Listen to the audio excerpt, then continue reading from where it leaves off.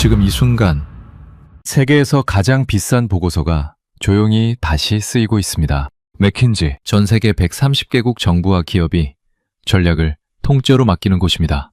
그 맥킨지가 직접 의뢰한 2030 산업 패권 지형도 6개월짜리 프로젝트, 수십 명의 분석가가 일제히 투입됐습니다. 그런데 보고서 초안이 나오던 날, 연구실이 갑자기 멈췄습니다. 조교가 조심스럽게 손을 들었습니다. 교수님, 이 나라 이름이 너무 자꾸 나옵니다. 혹시 오류 아닌가요? 프랑스와 마르텐 교수는 천천히 화면을 들여다봤습니다.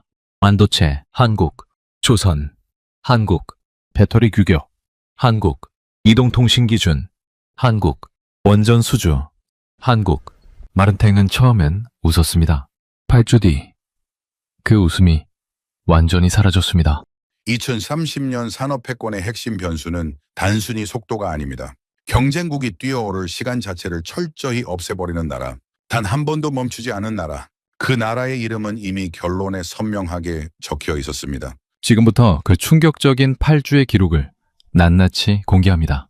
구독과 좋아요, 댓글에 대한민국 최고로 응원해주세요. 안녕하세요. 저는 프랑스와 마르탱입니다. 프랑스 파리 출신으로 지금은 파리 정치대학에서 산업 전략을 가르치고 있습니다.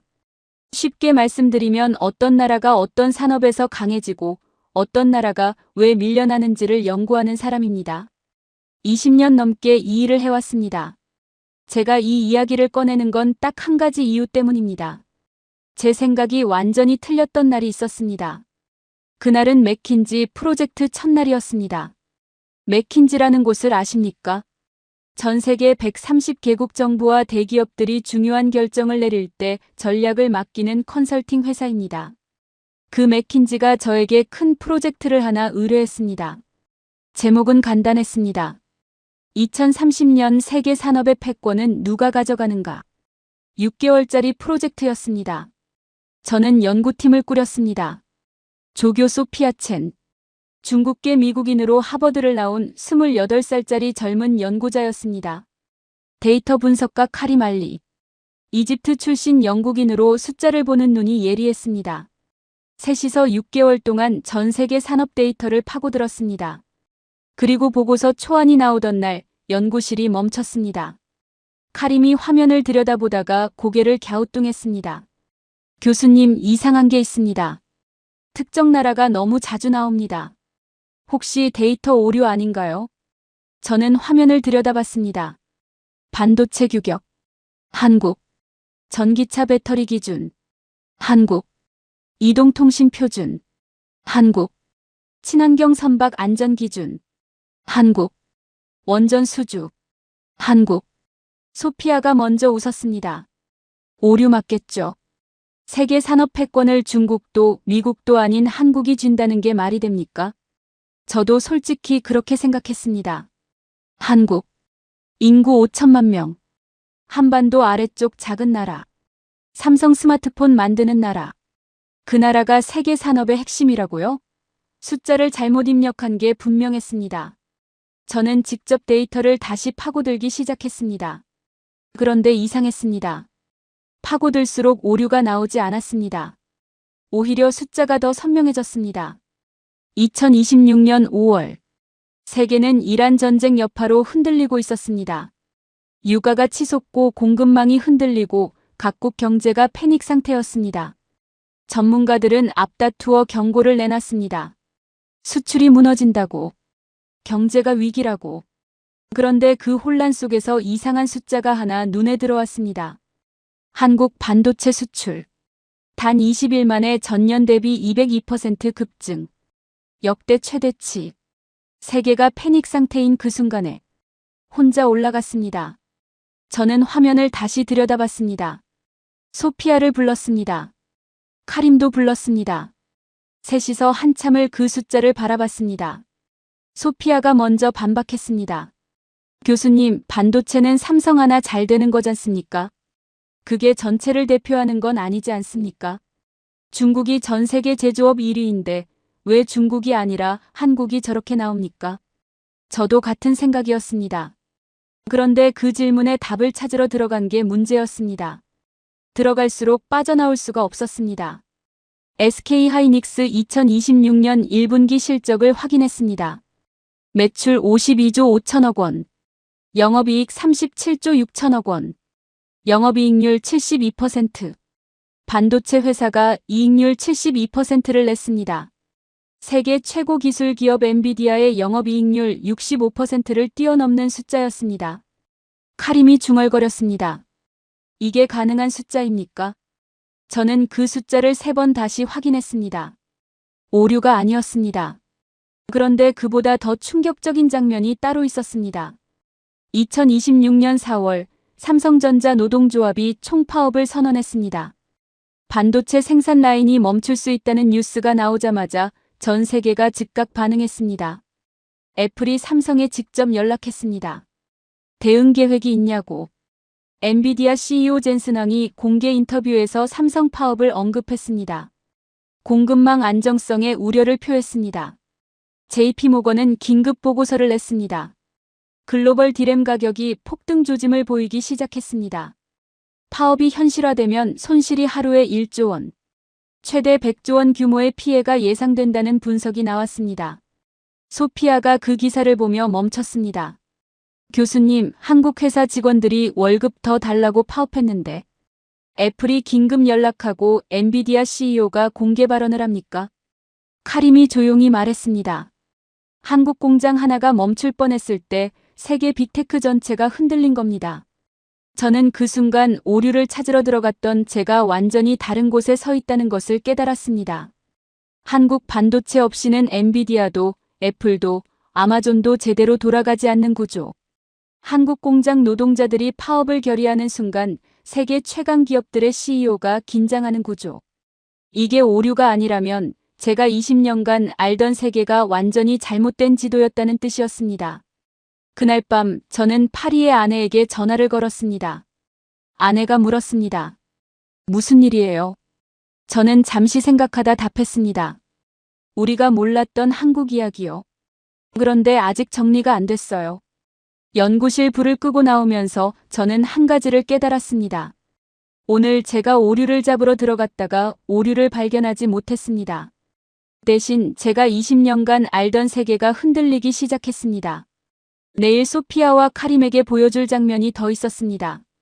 반도체는 시작에 불과했습니다. 다음 날 아침이었습니다. 저는 밤새 잠을 제대로 자지 못했습니다. 반도체는 시작에 불과하다고 했는데 그 다음이 더 불편한 데이터들이었기 때문입니다. 소피아가 연구실 문을 열고 들어오자마자 노트북을 펼쳤습니다. 표정이 어제와 달랐습니다. 뭔가를 밤새 생각해온 사람의 얼굴이었습니다. 교수님, 저 어젯밤에 다시 생각해봤는데요. 삼성 파업 때 애플이 긴급 연락했다는 건 인정합니다. 그런데 그건 반도체 하나 이야기 아닙니까? 한국이 반도체 하나 잘 만드는 거랑 세계 산업 전체의 핵심을 쥐고 있다는 건 완전히 다른 이야기 아닌가요? 카림이 커피를 내려놓으며 거들었습니다. 저도 같은 생각입니다. 전기차 배터리 생산 1위는 중국 CATL입니다. 이동통신 기술은 미국 퀄컴이 원조입니다. 한국이 반도체 하나 강한 거지 세계 산업 전체를 쥐고 있다는 건 과장 아닙니까? 저는 그 말을 듣고 잠깐 생각했습니다. 두 사람의 반박이 틀리지 않았습니다. 숫자만 보면 맞는 말이었습니다. 그런데 제가 어젯밤에 발견한 게 있었습니다. 화이트보드 앞으로 걸어갔습니다. 마커를 집어들었습니다. 그리고 두 가지를 나란히 적었습니다. 많이 만드는 것, 기준을 만드는 것. 소피아가 고개를 갸우뚱했습니다. 같은 거 아닌가요? 저는 고개를 저었습니다. 완전히 다릅니다. 비유를 하나 들어드리겠습니다. 아파트를 짓는다고 생각해 보십시오. 벽돌 크기가 정해져 있어야 모든 건물을 같은 방식으로 지을 수 있습니다. 그 벽돌 크기를 누가 정했느냐에 따라 시장의 주도권이 결정됩니다. 내가 정한 크기로 벽돌을 만들면 내 공장 제품이 언제나 규격에 가장 잘 맞습니다. 다른 나라 공장은 내 규격에 맞춰 처음부터 다시 설계해야 합니다. 배터리도 마찬가지입니다. 세례 크기, 연결 방식, 충전 규격. 이걸 누가 먼저 정하느냐에 따라 시장이 움직입니다. 카림이 팔짱을 꼈습니다. 그래서 한국이 그 기준을 정했다는 말씀이신가요? 저는 데이터를 펼쳤습니다. 전기차 배터리 시장에서 중국 CATL이 생산량 1위인 건 맞습니다. 그런데 테슬라, BMW, 폭스바겐, 메르세데스 벤츠 이 세계 최고 자동차 회사들이 전기차 플랫폼을 설계할 때 어느 나라 배터리 규격에 맞춰 설계했는지 아십니까? 소피아가 조용히 대답했습니다. 한국이요. 맞습니다. LG에너지솔루션, 삼성 SDI, SK온 이 세 회사가 배터리 기술에서 앞서 나가면서 규격 표준화 논의를 주도했습니다. 결과가 어떻게 됐는지 아십니까? BMW가 한국 배터리 규격에 맞춰 차 전체를 다시 설계했습니다. 폭스바겐도 마찬가지입니다. 카림이 앞으로 몸을 기울였습니다. 잠깐요. 차를 규격에 맞춰 설계했다면 나중에 규격을 바꾸려면 어떻게 됩니까? 바꿀 수 없습니다. 차 전체 설계를 다시 해야 합니다. 공장을 바꿔야 합니다. 공급망 전체를 바꿔야 합니다. 한번 묶이면 빠져나오기 어렵습니다. 그런데 더 결정적인 장면이 있습니다. 2024년 독일이 자체 배터리 공장을 세우겠다고 선언했습니다. 노스볼트라는 스웨덴 회사에 거액을 투자했습니다. 유럽이 한국 배터리 의존에서 벗어나겠다는 선언이었습니다. 그런데 그 선언이 나온 지 1년도 안 돼서 노스볼트는 파산 신청을 냈습니다. 한국 배터리 기업들의 기술력과 가격 경쟁력을 따라잡지 못했습니다. 저는 그 데이터를 소피아에게 보여주면서 잠깐 멈췄습니다. 프랑스인으로서 불편한 생각이 들었습니다. 유럽이 탈출하려 했다가 더 깊이 묶인 구조. 이게 배터리만의 이야기가 아니었습니다. 에너지 분야에서 프랑스가 수십 년간 쥐고 있던 기술들도 하나씩 흔들리고 있었습니다. 그 생각을 억지로 접었습니다. 지금은 배터리 이야기를 끝내야 했습니다. 소피아가 말했습니다. 벗어나려 했는데 더 깊이 묶인 거네요. 그럼 유럽은 답이 없는 겁니까? 카림이 거들었습니다. 미국은요? 미국 기업들이 직접 배터리를 만들면 안 됩니까? 좋은 반박입니다. 시도하고 있습니다. 포드, GM이 배터리 자체 생산을 선언했습니다. 그런데 결과가 어떻게 됐는지 아십니까? 포드는 배터리 공장 투자를 절반으로 줄였습니다. GM은 일정을 계속 미뤘습니다. 기술 격차가 생각보다 훨씬 컸습니다. 결국 미국 자동차 회사들도 한국 배터리로 돌아왔습니다. 카림이 다른 방향으로 질문을 바꿨습니다. 교수님, 배터리는 그렇다 치고 이동통신은요? 5G는 미국 퀄컴이 핵심 기술을 갖고 있지 않습니까? 저는 화이트보드에 숫자 3개를 적었습니다. 3, 4, 5. 3세대 이동통신 세계 최초 상용화. 한국. 1996년입니다. 4세대 이동통신 세계 최초 상용화. 한국. 5세대 이동통신 세계 최초 상용화. 한국. 카림이 눈썹을 올렸습니다. 3번 연속이요. 한 번이면 운입니다. 2번이면 우연입니다. 3번이면 전략입니다. 5세대 이동통신 핵심 표준 특허에서 한국 기업들이 차지하는 비중은 세계 1위에서 2위권입니다. 지금 이 연구실 안에서 우리가 쓰는 스마트폰이 신호를 주고받을 때마다 한국 기업의 특허 사용료가 들어갑니다. 소피아가 천천히 말했습니다. 그럼 전 세계 50억대 스마트폰이 통화할 때마다요. 저는 고개를 끄덕였습니다. 기지국이 세워질 때마다, 통신 장비가 팔릴 때마다 한국으로 돈이 들어갑니다. 규칙을 만든 대가입니다. 카림이 팔짱을 풀고 조용히 물었습니다. 그럼 6세대는요? 한국 정부가 공식 선언한 목표입니다. 6세대 이동통신 표준 특허 세계 1위 수준 30% 선점. 2030년 세계 최초 상용화. 소피아가 눈을 크게 떴습니다. 5세대가 아직 전 세계에 다 깔리지도 않았는데요. 바로 그겁니다. 경쟁국들이 5세대를 따라잡으러 달려오는 동안 한국은 이미 6세대 규칙을 쓰고 있습니다. 독일이 배터리 공장 세우겠다고 선언할 때 한국은 이미 전고체 배터리를 준비합니다. 달리는 트랙 자체를 한국이 설계하고 있으니 아무리 열심히 달려도 따라잡을 수가 없는 겁니다. 연구실이 한동안 조용했습니다. 카림이 먼저 입을 열었습니다. 교수님, 이건 단순히 빠른 게 아니네요. 경쟁국들이 뛰어오를 시간 자체를 없애버리는 구조입니다. 저는 그 말을 듣고 멈췄습니다. 카림이 정확히 짚었습니다. 제가 밤새 찾던 표현이었습니다. 속도의 문제가 아닙니다. 시간을 없애버리는 구조입니다. 경쟁국이 현재를 따라잡으려는 순간 한국은 이미 미래에 가 있습니다. 소피아가 말했습니다. 교수님, 그럼 우리 보고서 방향을 바꿔야겠네요. 저는 고개를 끄덕였습니다. 카림이 창밖을 바라보다가 말했습니다. 그런데 교수님, 이게 반도체랑 통신이랑 배터리뿐입니까? 다른 분야는요? 저는 다음 데이터를 펼쳤습니다. 그리고 잠깐 멈췄습니다. 다음에 나올 이야기가 저를 가장 불편하게 만든 이야기였기 때문입니다. 프랑스인인 제가 가장 꺼내기 싫었던 이야기였습니다. 에너지입니다. 그리고 지금 세계가 에너지 때문에 흔들리는 바로 이 순간에도 한국이 나옵니다. 그 주 목요일이었습니다. 아침부터 뉴스가 심상치 않았습니다. 이란 전쟁 여파로 국제 유가가 또 올랐습니다. 호르무즈 해협 봉쇄 우려가 나오면서 유럽 에너지 기업들이 긴급 대책 회의를 소집했다는 기사가 쏟아졌습니다. 카림이 노트북을 열자마자 말했습니다. 교수님, 세계가 또 흔들리고 있습니다. 저는 그 말을 들으며 데이터 하나를 꺼냈습니다. 그리고 두 사람 앞에 밀어놨습니다.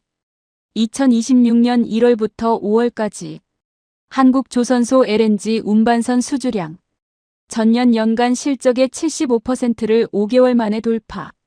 소피아가 고개를 갸우뚱했습니다. LNG 운반선이 뭔가요?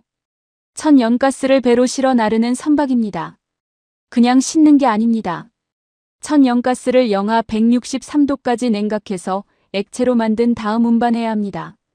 영하 163도가 얼마나 낮은 온도인지 감이 잡히십니까? 냉동고가 보통 영하 18도입니다. 그것보다 9배 더 차갑습니다.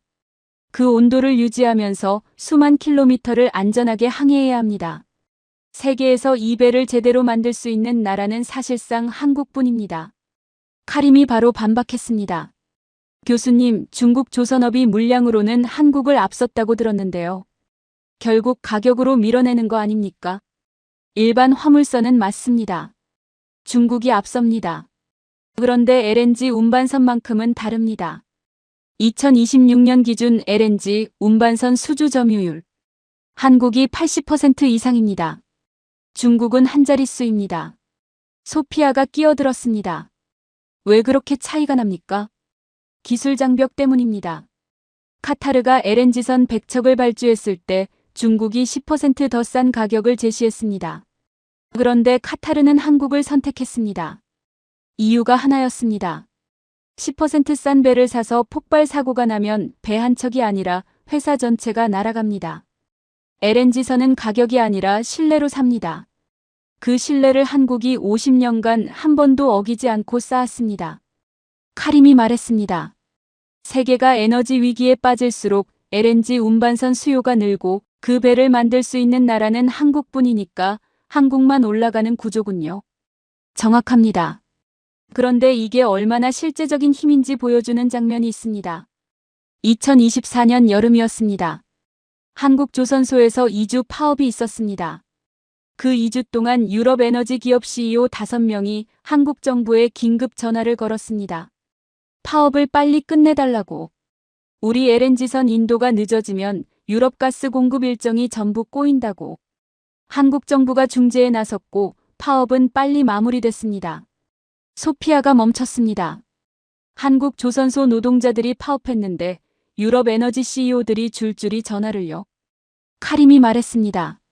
한국 조선소가 멈추면 유럽이 겨울을 가스를 못 받는 구조인 거네요. 저는 고개를 끄덕였습니다. 자원을 가진 나라가 에너지를 지배하는 게 아닙니다. 그 에너지를 실어 나르는 배를 만드는 나라가 지배하는 겁니다. 소피아가 잠시 생각하다 새로운 반론을 꺼냈습니다. 교수님, 그런데 배 만드는 건 하드웨어 아닙니까? 기술이 정해지면 언젠가 다른 나라도 따라오지 않나요? 중국이 10년 후에는 따라잡을 수도 있는 거 아닌가요? 저는 그 질문을 기다리고 있었습니다. 한국은 지금 거기서 멈추지 않고 있습니다. 2050년까지 전 세계 선박이 탄소 배출을 없애야 합니다.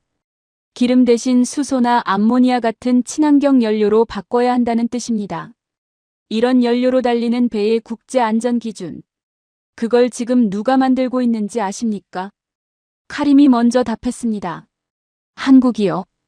그리고 더 있습니다. 지금 한국은 LNG 화물창 기술 국산화를 추진하고 있습니다. 소피아가 눈을 가늘게 떴습니다. 화물창이요. LNG를 담는 특수 탱크입니다. 지금까지 이 핵심 기술은 프랑스 GTT라는 회사가 수십 년간 독점해왔습니다. 저는 그 말을 하다가 잠깐 멈췄습니다. 프랑스 GTT. 프랑스 기업입니다. 한국 조선소들이 세계 LNG선 시장을 80% 이상 장악하고 있지만 정작 배 안에 들어가는 핵심 탱크는 프랑스 회사 것이었습니다. 한국이 배를 만들 때마다 프랑스에 수천억 원의 로열티를 냈습니다. 그게 유일한 위안이었습니다. 그런데 그 위안마저 이제 사라지려 하고 있었습니다. 한국이 그 탱크 기술까지 국산화하겠다고 나선 겁니다. 저는 그 생각을 억지로 접고 말을 이었습니다. 데이터는 감정을 봐주지 않습니다. 한 해에만 로열티가 수천억 원씩 나갔습니다. 그 프랑스 독점을 한국이 지금 직접 깨려 하고 있습니다. 중국이 LNG선 기술을 따라잡으려는 그 순간 한국은 이미 다음 단계로 넘어가는 겁니다. 카림이 팔짱을 끼고 천장을 바라봤습니다. 잠시 침묵이 흘렀습니다. 그리고 말했습니다. 교수님, 저 처음에 한국이 보고서에 반복 등장하는 걸 오류라고 했는데 이제 오류가 아닌 것 같습니다. 소피아도 고개를 끄덕였습니다. 그런데 교수님, 아직 납득이 안 되는 게 하나 있습니다. 에너지 분야에서 프랑스가 강한 게 있지 않습니까? 원전이요. 원자력 발전소는 프랑스가 세계 최고 아닌가요? 저는 그 말을 듣고 노트를 펼쳤습니다. 그리고 소피아를 바라봤습니다. 그 이야기가 제가 이번 주에 가장 꺼내기 싫었던 이야기입니다. 그런데 꺼내야 합니다.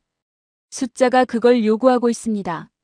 카림이 앞으로 몸을 기울였습니다. 소피아도 멈췄습니다. 2025년 유럽 한가운데서 조용하지만 세계를 뒤흔든 계약이 하나 체결됐습니다.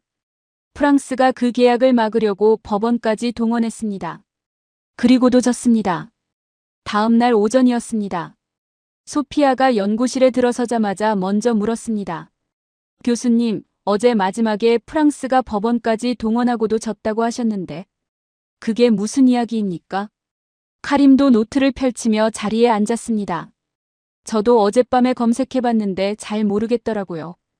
구체적으로 어떤 일이 있었던 겁니까? 저는 잠시 창밖을 바라봤습니다.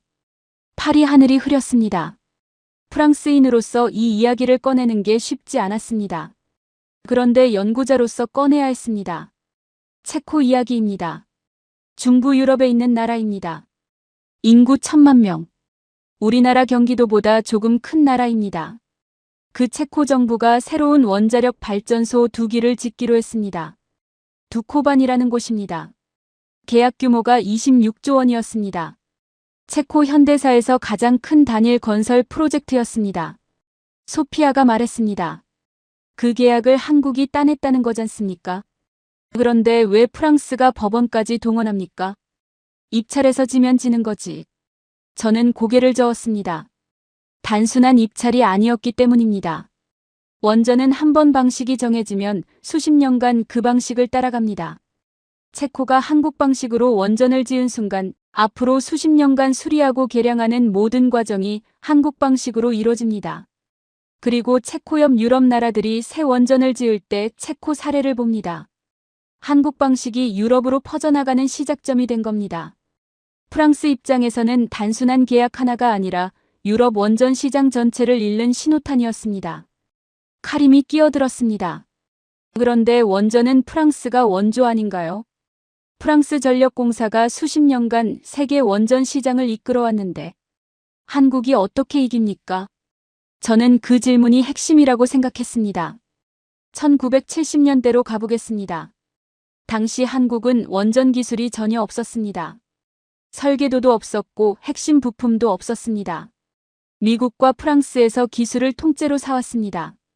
처음 원전을 지을 때는 외국 기술자들이 직접 와서 한국 사람들에게 가르쳐 줬습니다. 완전히 남의 기술로 시작했습니다. 소피아가 말했습니다. 그러면 프랑스가 기술을 가르쳐 준 거잖습니까? 맞습니다. 그런데 한국은 거기서 멈추지 않았습니다. 레시피를 사온 다음 왜 이 재료를 이만큼 넣었는지, 왜 이 순서로 만드는지를 파헤쳤습니다. 분해하고 분석하고 계량했습니다. 그 과정이 수십 년에 걸쳐 이어졌습니다. 그리고 결국 독자적인 원전 모델을 만들었습니다. 카림이 반박했습니다. 독자 개발이야 중국도 인도도 했는데요. 그게 그렇게 특별한 건가요? 독자 개발 자체가 놀라운 게 아닙니다. 그 다음이 놀라운 겁니다. 2009년입니다. 한국은 아랍에미리트 원전 건설을 수주했습니다. 그 경쟁에서 한국이 이겨야 했던 나라들이 어디였는지 아십니까? 미국, 프랑스, 일본이었습니다. 한국에게 처음에 기술을 가르쳐준 나라들입니다. 한국은 그 나라들을 모두 이겼습니다. 연구실이 잠깐 조용해졌습니다. 소피아가 말했습니다. 제자가 스승을 이긴 거네요. 저는 고개를 끄덕였습니다. 그런데 그 말이 마음에 걸렸습니다. 프랑스가 스승이었습니다. 기술을 가르쳐줬습니다. 그런데 제자에게 졌습니다. 그것도 미국, 일본과 함께 한꺼번에. 그 대목에서 저는 잠깐 멈춰야 했습니다. 프랑스인이었으니까요. 그리고 약속을 지켰습니다. 아랍에미리트 원전, 약속한 날짜에 완공했습니다. 반면 프랑스는 달랐습니다. 핀란드 원전은 12년이 늦었습니다. 영국 원전은 비용이 2배를 넘겼습니다. 프랑스 전력공사는 지금까지 유럽에서 원전 납기를 제대로 지킨 적이 단 한 번도 없었습니다. 카림이 말했습니다. 그러면 체코가 한국을 선택한 게 당연한 거네요. 그런데 프랑스는 순순히 물러나지 않았습니다. 법원에 소송을 냈습니다. 체코 반독점 당국에 진정을 넣었습니다. 계약을 못하게 막아달라는 가처분 신청까지 했습니다. 그리고 계약서에 사인하기 하루 전날 밤이었습니다. 체코 법원이 계약을 멈추라는 긴급 결정을 내렸습니다. 한국 측 협상팀은 그날 밤 잠을 자지 못했습니다. 26조 원짜리 계약이 하룻밤 사이에 날아갈 수 있는 상황이었습니다. 다음 날 아침 상급법원이 그 결정을 뒤집었습니다. 결국 계약서에 사인이 이뤄졌습니다. 26조 원 계약이 확정됐습니다. 소피아가 눈을 크게 떴습니다. 하루 전날 밤에 그런 일이 있었군요. 그런데 나중에 더 충격적인 사실이 밝혀졌습니다. 프랑스 정보기관 요원들이 동원됐습니다. 체코 관료들을 포섭하고 한국에 불리한 여론을 만들려 했습니다. 소피아가 믿기지 않는다는 표정으로 말했습니다. 스파이까지요. 유럽 선진국이. 저는 그 말에 한동안 아무 말도 하지 못했습니다. 프랑스인이었으니까요. 스파이까지 동원했다는 건 그만큼 절박했다는 뜻이었습니다. 기술을 가르쳐준 나라가 배운 나라에게 밀리는 게 두려워서. 그런데도 졌습니다. 배터리에서 밀리고 LNG 화물창에서 밀리고 이제 원전에서도 졌습니다. 저는 그 생각들을 억지로 눌렀습니다. 연구자로서 사실을 봐야 했습니다. 카림이 조심스럽게 말했습니다. 교수님 많이 불편하시겠지만 이게 데이터가 말하는 현실이네요. 저는 고개를 끄덕였습니다. 불편합니다. 그런데 틀린 말이 아닙니다. 소피아가 조용히 물었습니다. 교수님, 그럼 체코 다음에는요? 한국이 거기서 멈춥니까? 저는 데이터를 꺼냈습니다. 폴란드 원전 6기, 네덜란드 원전 2기, 스웨덴 원전 4기, 영국 추가 건설 검토, 유럽 전체의 원전 르네상스가 시작되고 있습니다. 그 이유가 있습니다. 인공지능 때문입니다. AI 데이터 센터가 쓰는 전기가 기하급수적으로 늘고 있습니다. 태양광은 밤에 안 됩니다. 풍력은 바람이 안 불면 안 됩니다. 24시간 365일 돌아가는 AI에는 원전밖에 답이 없습니다. 그런데 원전을 빠르고 싸고 안전하게 지을 수 있는 나라가 몇 개나 됩니까? 카림이 답했습니다. 사실상 한국뿐이군요. 저는 고개를 끄덕이며 덧붙였습니다. 한국은 지금 그 원전 방식을 유럽에 뿌리내리고 있습니다. 체코에서 시작해서 폴란드로, 네덜란드로, 스웨덴으로 한국 방식으로 지은 원전이 유럽 곳곳에 들어서는 순간 그 나라들은 앞으로 수십 년간 한국 방식에 묶이게 됩니다. 소피아가 노트를 덮으며 말했습니다. 총성도 없이 선언도 없이 계약서 한 장으로 유럽을 바꾸고 있는 거네요. 연구실이 한동안 조용했습니다. 카림이 먼저 입을 열었습니다. 교수님, 그런데 이게 반도체, 배터리, LNG선, 원전까지 전부 같은 패턴이네요. 처음엔 남의 기술을 배우고 따라잡고 추월하고 다음 판의 규칙을 먼저 쓰는 것. 이 패턴이 어디서 나온 겁니까? 한국이라는 나라가 어떻게 이걸 반복할 수 있었던 겁니까? 저는 그 질문을 듣고 잠깐 멈췄습니다. 좋은 질문이었습니다. 그 이야기를 하려면 한국이 벼랑 끝에 섰던 날들을 봐야 했습니다. 그리고 그 이야기는 지금 이 순간 세계에서 가장 뜨거운 계약과 직접 연결돼 있었습니다. 그날 오후였습니다. 카림이 던진 질문이 연구실에 남아 있었습니다. 한국이라는 나라가 어떻게 이 패턴을 반복할 수 있었던 겁니까? 저는 그 답을 찾으러 데이터를 뒤지다가 세 개의 연도를 발견했습니다. 화이트보드에 나란히 적었습니다. 1997년, 2008년, 2019년. 소피아가 고개를 갸우뚱했습니다. 이게 무슨 연도입니까? 한국이 무너질 뻔한 해들입니다. 3번 벼랑 끝에 섰습니다. 그런데 3번 다 다른 선택을 했습니다. 오늘은 그 이야기를 하겠습니다. 1997년부터 시작하겠습니다. 당시 한국은 나라의 달러가 바닥났습니다. 외국에서 물건을 사오려면 달러가 필요한데 그 달러가 완전히 떨어진 겁니다. 국가부도 직전이었습니다. 결국 한국은 국제통화기금에 손을 벌려야 했습니다. 국제통화기금이란 돈이 부족한 나라에 긴급 자금을 빌려주는 국제기구입니다. 단 조건이 있었습니다. 우리가 요구하는 대로 경제구조를 바꾸라는 것이었습니다. 소피아가 물었습니다. 그 조건이 어떤 건가요? 부실 기업을 과감하게 정리하고 은행 체계를 뜯어고치고 해고를 더 쉽게 할 수 있도록 하라는 거였습니다. 대부분의 나라는 이런 상황에서 두 가지 중 하나를 선택합니다. 조건을 그대로 따르거나 거부하고 버티거나. 한국은 제3의 길을 택했습니다. 카림이 앞으로 몸을 기울였습니다. 제3의 길이요. 조건을 수용하되 무엇을 살리고 무엇을 정리할지는 한국이 직접 결정했습니다. 반도체, 자동차, 조선. 이 세 가지 전략 산업은 어떤 상황에서도 포기하지 않았습니다. 오히려 위기를 기회로 삼아 이 분야의 경쟁력을 더 끌어올렸습니다.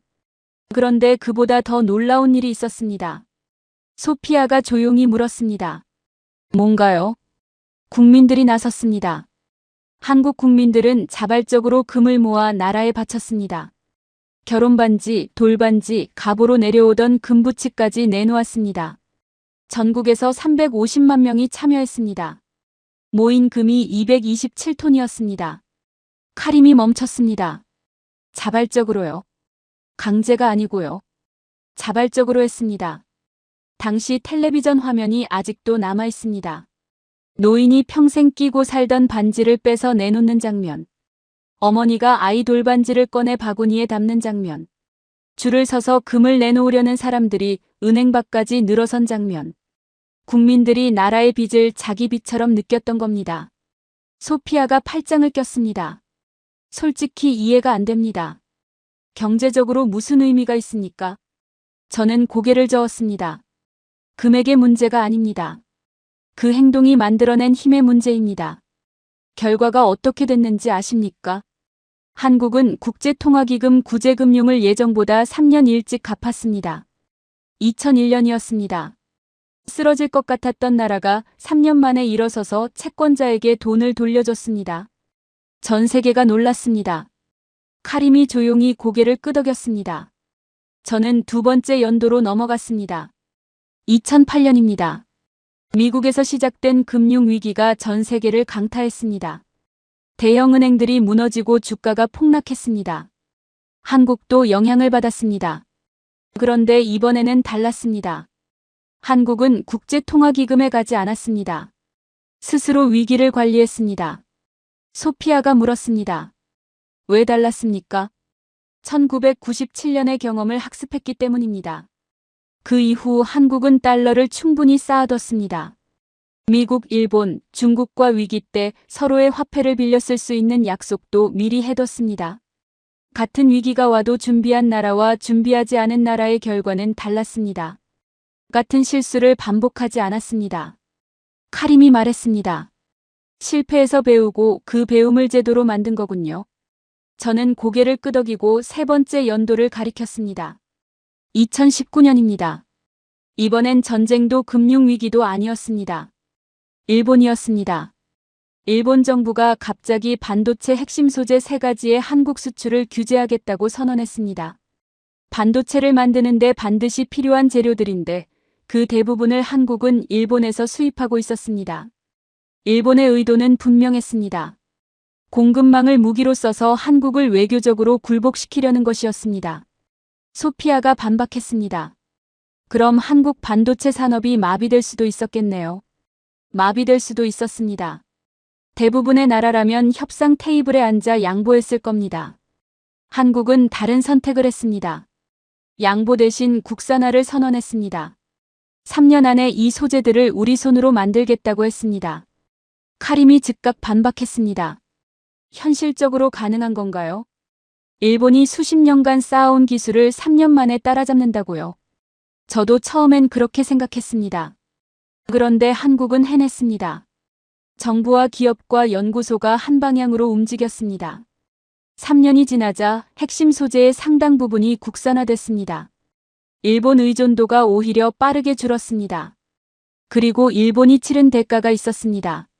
한국 반도체 업계에 연간 5조 원어치를 팔던 일본 소재 기업들이 이제 절반도 못 팝니다. 한국 시장을 잃은 겁니다. 일본은 한국을 30년 묶어두려 했습니다. 결과적으로 한국을 30년 앞당기고 자기 시장을 잃었습니다. 압박한 쪽이 더 큰 대가를 치렀습니다. 소피아가 처음으로 반박하지 않았습니다. 카림도 팔짱을 풀고 노트에 뭔가를 받아 적었습니다. 저는 화이트보드의 새 연도를 다시 가리켰습니다. 1997년, 2008년, 2019년. 3번의 위기에서 한국은 같은 패턴을 반복했습니다. 굴복하지 않고 도망치지 않고 위기를 오히려 더 강해지는 발판으로 바꿨습니다. 그런데 왜 한국만 이게 됐을까요? 비교를 해보겠습니다. 브라질. 1970년대 야심찬 산업화를 시작했습니다. 항공, 자동차, 조선 모든 분야에 투자했습니다. 그런데 경제 위기가 오자 전부 포기했습니다. 지금 브라질의 주요 수출품이 무엇인지 아십니까? 대두, 철광석, 원유입니다. 땅에서 캐내거나 수확한 것들입니다. 40년 전으로 돌아간 겁니다. 멕시코는 미국 기업들의 조립 공장이 됐습니다. 부품은 수입하고 조립해서 미국에 수출하는 구조. 수십 년이 지난 지금도 그 구조에서 벗어나지 못했습니다. 말레이시아는 독자 자동차 브랜드를 꿈꿨다가 중간에 중국 기업의 지분을 넘겼습니다. 소피아가 조용히 말했습니다. 공통점이 있네요. 중간에 멈췄습니다. 정확합니다. 위기가 오거나 더 쉬운 길이 보이면 방향을 틀었습니다. 한국은 멈추지 않았습니다. 자원도 없고 땅도 작고 전쟁의 잿더미에서 시작했기 때문에 멈출 수가 없었습니다. 그게 역설적으로 한국을 강하게 만들었습니다. 카림이 조용히 중얼거렸습니다. 없었기 때문에 더 강해진 나라. 저는 그 말을 듣고 잠깐 멈췄습니다. 그리고 말했습니다. 그리고 그 패턴이 지금도 이어지고 있습니다. 바로 지금 이 순간에도 세계에서 가장 뜨거운 방산 계약이 결과를 기다리고 있습니다. 한국이 독일과 맞붙어 있습니다. 이기면 한국 역사상 최대 규모의 단일 수출 계약입니다. 그 이야기를 다음에 하겠습니다. 다음 날 아침이었습니다. 소피아가 연구실에 들어서자마자 노트북 화면을 제 쪽으로 돌렸습니다. 캐나다 뉴스였습니다. 영어였지만 숫자는 누가 봐도 알 수 있었습니다. 60조, 100조. 교수님, 어제 말씀하신 그 계약이 이겁니까? 저는 고개를 끄덕였습니다. 카림도 자리에 앉으며 화면을 들여다봤습니다. 캐나다 정부가 낡은 잠수함을 새 것으로 바꾸기로 했습니다. 새 잠수함 최대 12척.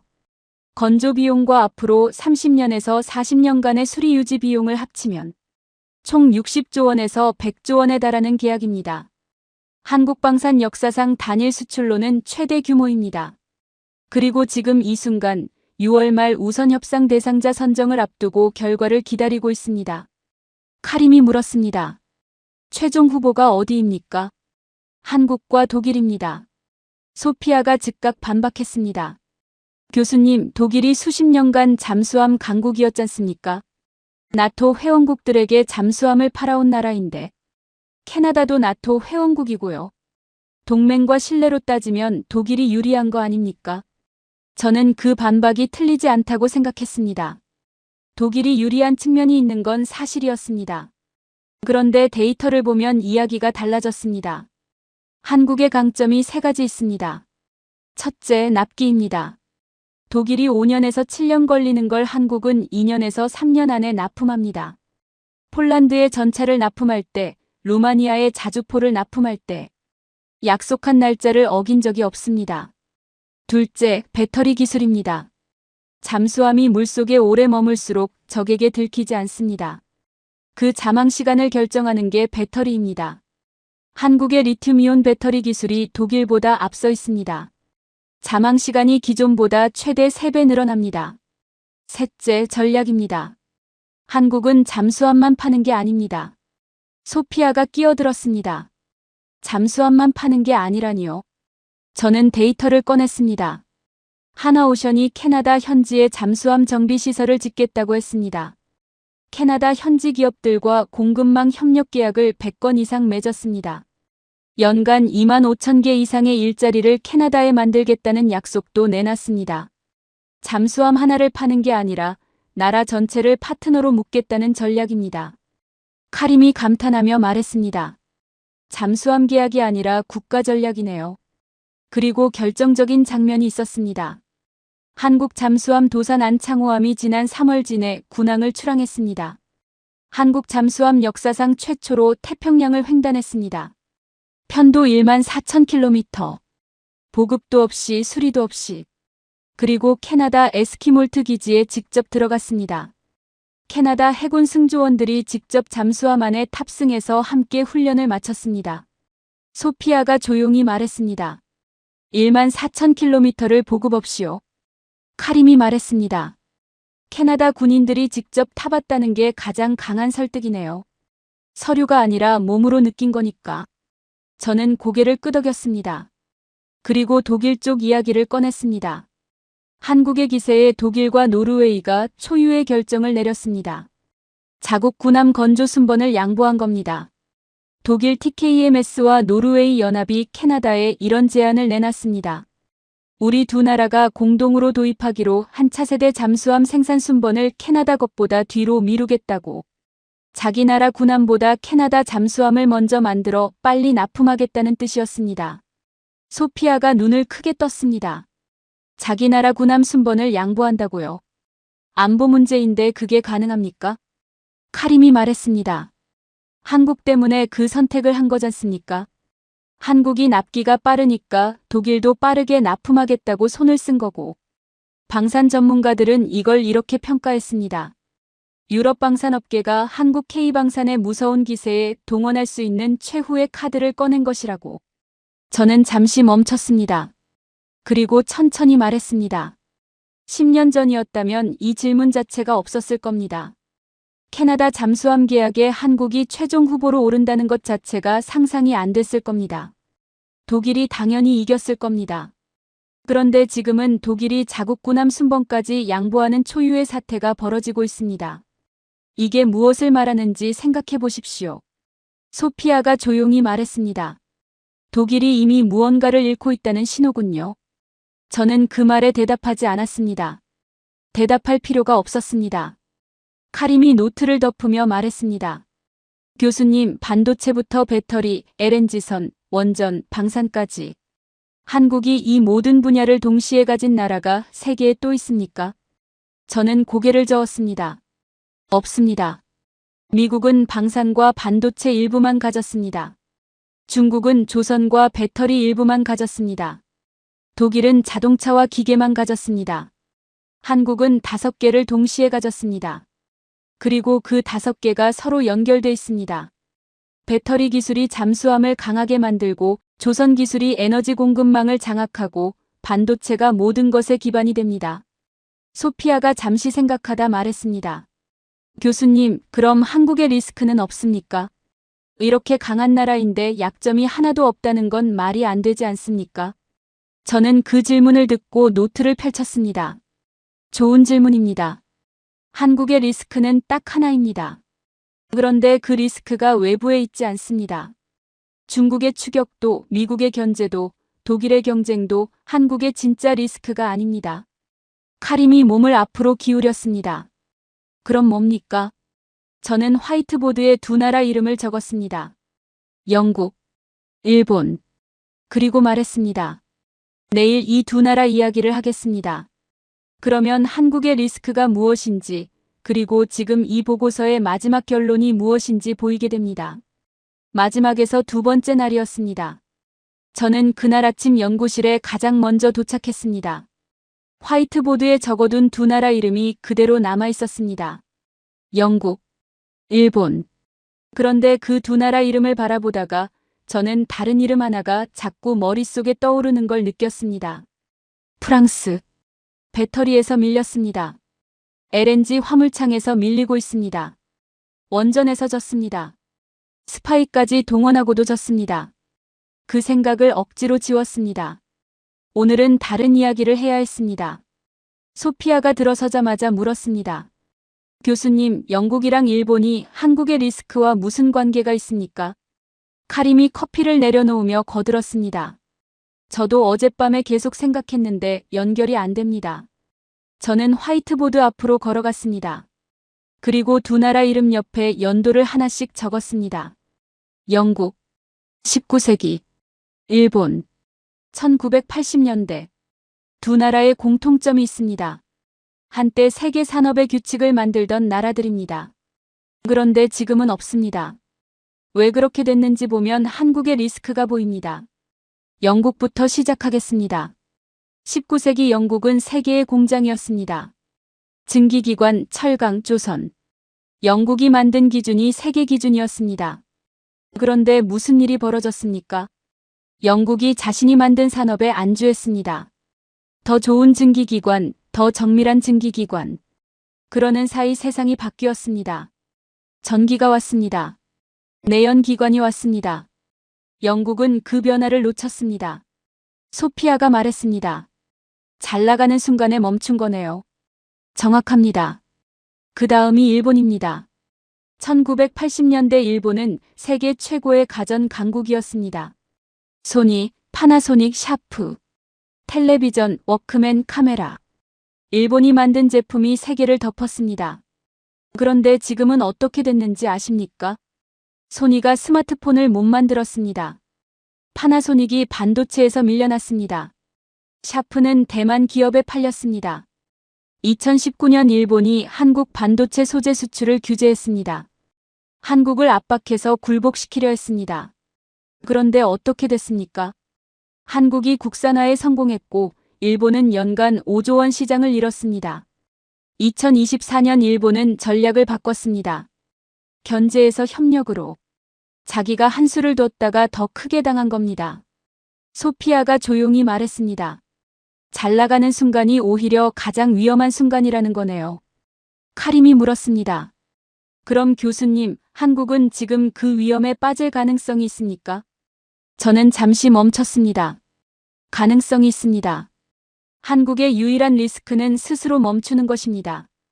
외부에 있지 않습니다. 중국의 추격도, 미국의 견제도, 독일의 경쟁도 진짜 리스크가 아닙니다. 한국이 지금 잘 나간다고 안주하는 순간 영국이 됩니다. 일본이 됩니다. 소피아가 즉각 반박했습니다. 교수님, 그런데 지금 한국이 멈추고 있다는 증거가 있습니까? 반도체 수출이 역대 최고치를 찍고 있는데요. 오히려 지금이 가장 잘 나가는 시기 아닌가요? 카림도 거들었습니다. 맞습니다. 캐나다 잠수함 계약도 6월 말 결과를 기다리고 있고, 원전도 유럽으로 퍼지고 있고, 지금 멈추고 있다는 말은 설득력이 없어 보이는데요. 두 사람이 동시에 반박했습니다. 저는 그게 오히려 반가웠습니다. 정확히 제가 하고 싶었던 이야기의 도입이었습니다.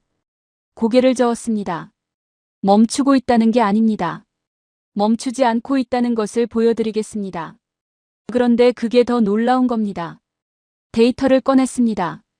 5세대 이동통신이 전 세계에 아직 다 깔리지도 않은 지금 한국은 이미 6세대 표준 특허 30% 선점을 선언했습니다. HBM 반도체 시장을 장악한 지금 SK하이닉스는 이미 차세대 냉각 기술을 개발해서 열저항을 30% 낮췄습니다. 전기차 배터리 시장을 주도하는 지금 삼성 SDI는 2027년 전고체 배터리 양산을 준비하고 있습니다. LNG선 시장을 독점하는 지금 LNG 화물창 국산화를 추진해서 프랑스 GTT의 수십 년 독점을 깨려하고 있습니다. 저는 그 마지막 항목에서 잠깐 멈췄습니다. 다시 한번 프랑스였습니다. 배터리, LNG 화물창, 원전, 그리고 이제 6G 규칙까지. 한국이 다음 판으로 넘어갈 때마다 프랑스가 가진 것들이 하나씩 무너지고 있었습니다. 저는 그 생각을 이번에는 억지로 접지 않았습니다. 오히려 소리내어 말했습니다. 솔직히 말씀드리겠습니다. 저는 프랑스인입니다. 이 데이터를 정리하는 6개월 동안 가장 힘들었던 건 한국이 대단하다는 사실을 인정하는 게 아니었습니다. 그 과정에서 프랑스가 하나씩 밀려나고 있다는 걸 직접 확인해야 했던 겁니다. 배터리에서, LNG 화물창에서, 원전에서, 연구실이 완전히 조용해졌습니다. 소피아가 조심스럽게 물었습니다. 교수님, 그럼 프랑스는 어떻게 해야 합니까? 저는 잠시 생각했습니다. 그리고 답했습니다. 같은 질문을 한국에도 던져야 합니다. 한국의 리스크가 무엇이냐고. 그리고 그 답은 정확히 같습니다. 스스로 멈추는 것. 지금 잘 나가는 이 순간이 가장 위험한 순간입니다. 영국이 그랬고 일본이 그랬습니다. 프랑스도 어느 순간 그랬습니다. 원전 기술로 세계를 이끌던 나라가 납기를 지키지 못하는 사이 한국이 치고 들어왔습니다. 카림이 조용히 말했습니다. 결국 강대국들의 방심이 한국의 기회가 됐군요. 저는 고개를 끄덕였습니다. 소피아가 오랫동안 노트를 내려다봤습니다. 그리고 조용히 말했습니다. 교수님, 처음에 제가 보고서에 한국이 반복 등장하는 걸 오류라고 했잖습니까? 저는 고개를 끄덕였습니다. 소피아가 말했습니다. 오류가 아니었네요. 우리가 한국을 몰랐던 게 아니라 세계가 어떻게 돌아가는지를 잘못 알고 있었던 거였어요. 저도 카림도 교수님도. 그 말이 맞았습니다. 저도 포함이었습니다. 카림도 펜을 내려놓고 말했습니다. 교수님, 그럼 내일 최종 보고서에 뭐라고 씁니까? 저는 잠시 생각했습니다. 그리고 답했습니다. 내일 결론을 쓰겠습니다. 그런데 한 가지만 먼저 말씀드리겠습니다. 보고서 제목을 바꿔야 할 것 같습니다. 소피아가 물었습니다. 어떻게요? 저는 화이트보드를 지웠습니다. 영국, 일본, 그 두 이름도 지웠습니다. 그리고 새로 적었습니다. 2030 산업 패권 지형도. 그 아래 한 줄을 더 적었습니다. 세계는 이미 한국 없이 굴러가지 않는다. 카림이 그 문장을 바라보며 말했습니다. 6개월 전에 이 문장을 봤다면 저는 웃었을 겁니다. 소피아가 말했습니다. 저도요. 저는 마커를 내려놓으며 말했습니다. 저도 마찬가지입니다. 마지막 날이었습니다. 저는 그날 아침 일찍 잠에서 깼습니다. 6개월 전 맥킨지에서 전화가 왔을 때가 떠올랐습니다. 2030년 산업 패권은 누가 가져가는가? 그때는 답이 뻔하다고 생각했습니다. 미국이거나 중국이거나, 그것도 아니면 유럽이거나. 한국이라는 이름은 머릿속에 없었습니다. 그런데 6개월이 지난 지금 저는 완전히 다른 사람이 되어 있었습니다. 연구실에 들어서니 소피아와 카림이 이미 와 있었습니다. 두 사람 모두 조용했습니다. 6개월 전 첫날과는 분위기가 달랐습니다. 처음에 한국을 무시했던 소피아가 지금은 한국 데이터를 가장 열심히 들여다보고 있었습니다. 중국 우위론을 고집했던 카림이 지금은 한국의 구조적 필수성을 가장 명확하게 정리하고 있었습니다. 저는 자리에 앉아 6개월간 쌓인 장면들을 마지막으로 한 번 더 떠올렸습니다. 삼성 파업 선언 하나에 애플이 긴급 연락하고 젠슨왕이 공개 발언을 했습니다. 독일이 배터리 공장을 세우겠다고 선언했던 노스볼트는 1년 만에 파산했습니다. 카타르가 10% 더 싼 중국 배를 두고 한국 배를 선택했습니다. 한국 조선소 파업 2주 동안 유럽 에너지 기업 CEO 5명이 한국 정부에 긴급 전화를 걸었습니다. 프랑스가 스파이까지 동원했지만 체코 원전 계약을 빼앗겼습니다. 독일과 노르웨이가 자국 군함 순번까지 양보하면서 한국에 맞서고 있습니다.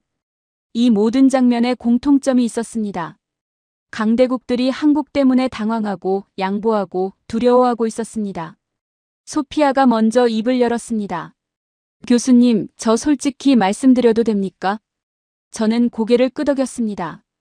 소피아가 말했습니다. 처음에 보고서 초안에 한국이 반복 등장했을 때 저는 속으로 비웃었습니다. 한국이요 하면서요. 6개월이 지난 지금 그게 부끄럽습니다.